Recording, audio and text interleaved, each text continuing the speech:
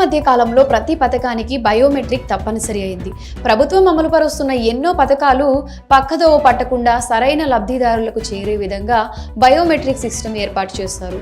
ఇది రెండు రకాలుగా ఉంటుంది. వేలిముద్ర, ఫేస్ రీడింగ్. చాలా వరకు ఆధార్తో అనుసంధానమై ఉంటుంది. బయోమెట్రిక్ ప్రభుత్వ, ప్రైవేటు రంగాల్లో ఉపయోగిస్తూ ఉంటారు. దేశంలో గ్రామీణ, పట్టణాల్లో గ్యాస్ వాడకం పెరిగిపోయింది. ఉజ్వల స్కీమ్ కింద కనెక్షన్స్ పొందిన వారికి గ్యాస్ సబ్సిడీలు వస్తున్నాయని ప్రభుత్వం పేర్కొన్న విషయం తెలిసిందే. ఈ పథకం ద్వారా లబ్ధిదారులకు 200 రూపాయల వరకు సబ్సిడీ వస్తుంది. మిగతా వారికి మార్కెట్ ధరకే గ్యాస్ సిలిండర్ కొనుగోలు చేయాల్సి ఉంటుంది. తాజాగా గ్యాస్ వినియోగదారులకు సంబంధించిన ఓ న్యూస్ సోషల్ మీడియాలో వైరల్ అవుతుంది. ఈ నెలాఖరులోగా గ్యాస్ వినియోగదారులు బయోమెట్రిక్ అప్డేట్స్ చేసుకోవాలట. ఇటీవల బయోమెట్రిక్ అప్డేట్ చేసేందుకు గ్యాస్ ఏజెన్సీ వద్దకు వెళ్లాలని వినిపించినా ప్రస్తుతం గ్యాస్ సిలిండరీ చేసేవారి కస్టమర్ల నుంచి బయోమెట్రిక్ అప్డేట్స్ చేస్తున్నట్లు తెలుస్తోంది.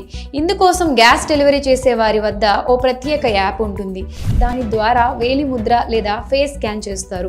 ఒకవేళ గ్యాస్ డెలివరీ చేసేవారు రాకుంటే ఏజెన్సీ షాపులకు వెళ్ళైనా అప్డేట్ చేయించుకోవాలని అంటున్నారు. ఒకవేళ అప్డేట్ చేయని ఎడల సబ్సిడీ లభించదని అంటున్నారు. ఇప్పటి వరకు కొంతమంది వినియోగదారులు బయోమెట్రిక్ అప్డేట్ గురించి సమాచారం లేదని అంటున్నారు. ఇక గ్యాస్ నిబంధనల విషయంలో గ్యాస్ డీలర్లకు కూడా గందరగోళంగా ఉంది.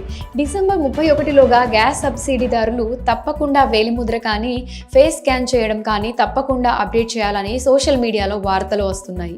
కొత్త ఏడాది 1వ తేదీ నుంచి కొన్ని నిబంధనల్లో మార్పులు వస్తుంటాయి. వాటిని ముందుగానే గమనించి పనులు చేసుకుంటే ఇబ్బందులు ఉండవని, లేదంటే ఆర్థికంగా నష్టాలు వచ్చే అవకాశం ఉందని అంటున్నారు.